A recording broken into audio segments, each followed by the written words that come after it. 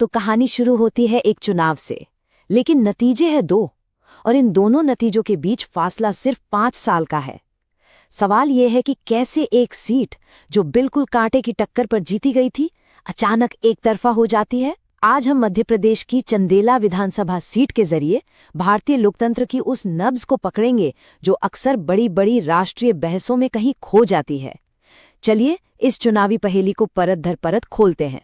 हम बात कर रहे हैं चंदेला की। ये जगह मध्य प्रदेश के छतरपुर जिले में पड़ती है, बुंदेलखंड की सूखी प्यासी जमीन का एक हिस्सा।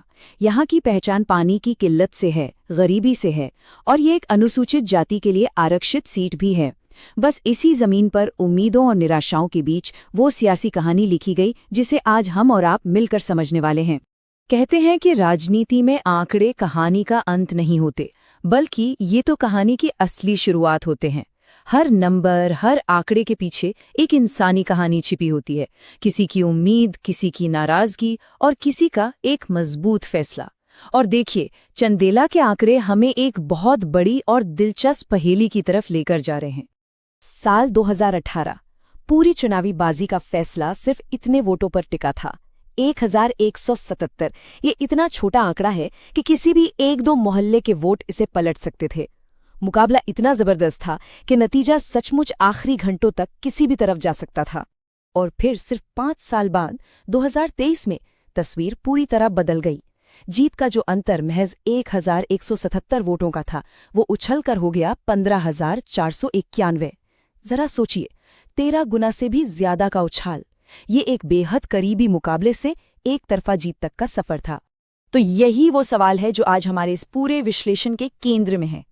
ऐसा क्या बदल गया इन 5 सालों में कि चंदेला का चुनावी समीकरण सिर के बल खड़ा हो गया? इस सवाल का जवाब खोजने के लिए हम अपनी पड़ताल को कुछ हिस्सों में बांटेंगे। पहले हम चंदेला की जमीन और वहां के हालात को समझेंगे, फिर दोनों चुनावों की कहानियों को देखेंगे, वोटों का बारीकी से विश्लेषण करेंगे, इसके बाद जनता की समस्याओं का बही खाता खोलेंगे, फिर शासन के एक ब्लूप्रिंट पर नजर डालेंगे और आखिर में समझेंगे कि एक मजबूत जनादेश तक पहुंचने का रास्ता क्या होता है। तो पहला पड़ाव है वोट का विश्लेषण। चलिए सीधे आंकड़ों की दुनिया में उतरते हैं। किसी भी चुनाव की कहानी को समझने का सबसे पहला और सबसे जरूरी कदम हमेशा वोटिंग पैटर्न को समझना ही होता है। इस टाइमलाइन को जरा गौर से देखिए। जो बात सबसे पहले ध्यान खींचती है वो है जीत के मार्जिन में जबरदस्त उतार चढ़ाव। ये कोई सीधा रास्ता नहीं है। 2008 में जीत सिर्फ 958 वोटों से हुई, तो 2013 में यही अंतर 37,000 के पार चला गया। फिर 2018 में मुकाबला वापस बेहद कड़ा हो गया और 2023 में फिर एक बड़ा अंतर देखने को मिला। ये पैटर्न साफ साफ बताता है कि ये सीट किसी भी पार्टी के लिए कोई गढ़ नहीं है। यहाँ की राजनीति बेहद अस्थिर है। अब देखिए इस पहेली का एक और बहुत अहम हिस्सा। 2018 से 2023 के बीच वोटिंग में लगभग 6% की बढ़ोतरी हुई। चुनावी राजनीति की भाषा में 6% का उछाल बहुत बहुत बड़ा माना जाता है। इसका इशारा साफ है, 2023 में या तो किसी एक पक्ष ने अपने वोटरों को बूथ तक लाने में जबरदस्त मेहनत की, या फिर जनता खुद किसी बड़े बदलाव का मन बनाकर घर से निकली थी।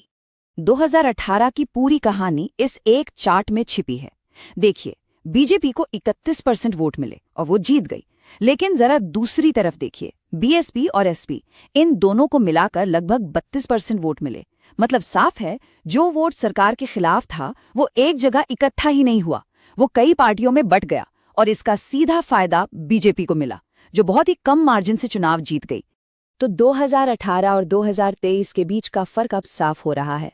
2018 में सत्ता के खिलाफ जो वोट थे वो नदी कई अलग अलग धाराओं में बटकर बह रही थी, लेकिन 2023 आते आते बीएसपी का वोट शेयर गिरा और ये नदी एक मुख्य धारा में बहने लगी, जिससे मुकाबला ज्यादा सीधा और केंद्रित हो गया। चुनावी गणित का ये पहला और सबसे बड़ा सबक है। बिखरा हुआ विपक्ष सत्ता में बैठी पार्टी के लिए सबसे बड़ा तोहफा होता है। तो आंकड़े हमें ये तो बता देते हैं कि क्या हुआ, लेकिन ये क्यों हुआ? इस सवाल का जवाब हमेशा जनता की जरूरतों, उनकी शिकायतों और उनकी उम्मीदों में छुपा होता है। तो चलिए अब आंकड़ों की दुनिया से निकलकर चंदेला के लोगों की आवाज सुनते हैं। ये सिर्फ एक लाइन चंदेला की जमीनी हकीकत को बयान करने के लिए काफी है। ये कोई राजनीतिक बयान नहीं है, ये किसी की रोजमर्रा की जिंदगी का कड़वा सच है। जब हालात ऐसे हों, जब बुनियादी सुविधाएं तक मयस्सर न हो, तो लोगों का गुस्सा और नाराजगी वोट में कैसे न बदले। चंदेला की समस्याएं किसी एक मुद्दे तक सीमित नहीं हैं। इनकी जड़ें बहुत गहरी हैं। ये किसी एक विभाग की नाकामी नहीं, बल्कि एक पूरे सिस्टम की कहानी है। सड़कें हैं जो चलने लायक नहीं, स्कूल हैं जो ढहने की कगार पर हैं, पानी का संकट दशकों से जस का तस है, और खेती किसानी से गुजारा करना मुश्किल होता जा रहा है। और ऊपर से भेजी गई कल्याणकारी योजनाएं वो जमीन तक पहुंचने से पहले ही कहीं बीच में दम तोड़ देती हैं। तो ये है असली वजह। वो जो अस्थिरता, वो जो उतार चढ़ाव हमने शुरू में आंकड़ों में देखा था, उसकी असली जड़ें इन शिकायतों में हैं।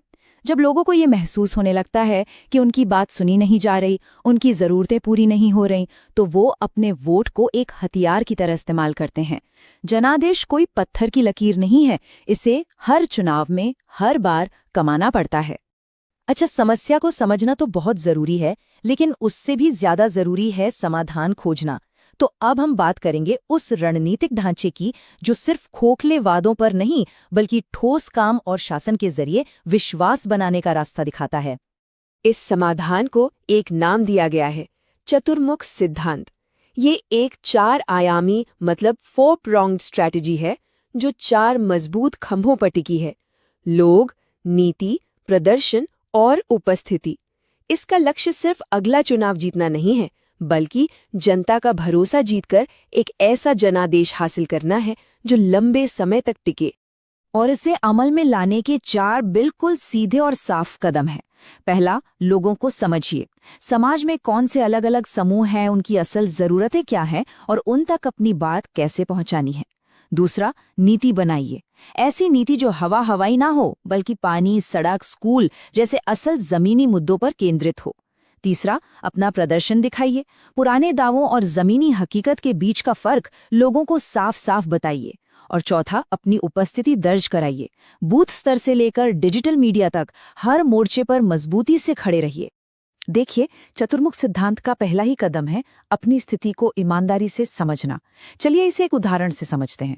अगर कांग्रेस के उम्मीदवार का विश्लेषण करें तो उनकी ताकत क्या है? उनकी साफ छवि, उनका स्थानीय होना। लेकिन कमजोरी क्या है? सत्ता में बैठे मंत्री के मुकाबले संगठन और संसाधनों की कमी। 2018 का करीबी मुकाबला ये तो दिखाता है कि जीत मुमकिन है, पर विपक्ष का बिखराव एक बहुत बड़ा खतरा भी है। एक कामयाब रणनीति हमेशा इन्हीं ताकतों पर खड़ी होती है और कमजोरियों को दूर करने का रास्ता खोजती है। तो चंदेला की इस पूरी कहानी से, इस पूरे विश्लेषण से हम क्या सबक ले सकते हैं? इसका निचोड़ क्या है? और सबसे अहम बात, सबसे महत्वपूर्ण सबक यही है, राजनीति में बड़ी बड़ी राष्ट्रीय बातें होती हैं, बड़े मुद्दे होते हैं, लेकिन अगर किसी गांव की सड़क टूटी है, किसी स्कूल में टीचर नहीं है या किसी के नल में पानी नहीं आता, तो उस इंसान के लिए वही सबसे बड़ा राष्ट्रीय मुद्दा बन जाता है। स्थानीय समस्याओं को नजरअंदाज करने की कीमत अक्सर अपना जनादेश खोकर चुकानी पड़ती है। तो चंदेला से हमें 4 मुख्य बातें सीखने को मिलती हैं। पहली, जीत का मार्जिन कभी भी स्थायी नहीं होता, वो बहुत नाजुक होता है। दूसरी, विपक्ष एक है या बिखरा हुआ, ये बात नतीजों को तय कर सकती है। तीसरी, वोटर को घर से निकालकर बूथ तक लाना ही असली चुनावी लड़ाई है। और चौथी और सबसे जरूरी बात, सबसे बड़ा अभियान भाषण नहीं बल्कि अच्छा काम होता है, यानी गवर्नेंस। तो हम आज की बात इसी सवाल पर खत्म करते हैं। अगर चुनाव जनता और उनके नेताओं के बीच का एक संवाद है, एक बातचीत है, तो तब क्या होता है जब नेता जमीन की आवाज सुनना बंद कर देते हैं? चंदेला की कहानी इसका जवाब हमें दे चुकी है। लोकतंत्र एक तरफा नहीं चल सकता, और जब संवाद टूटता है तो जनता अपना जवाब बैलेट बॉक्स के जरिए देती है।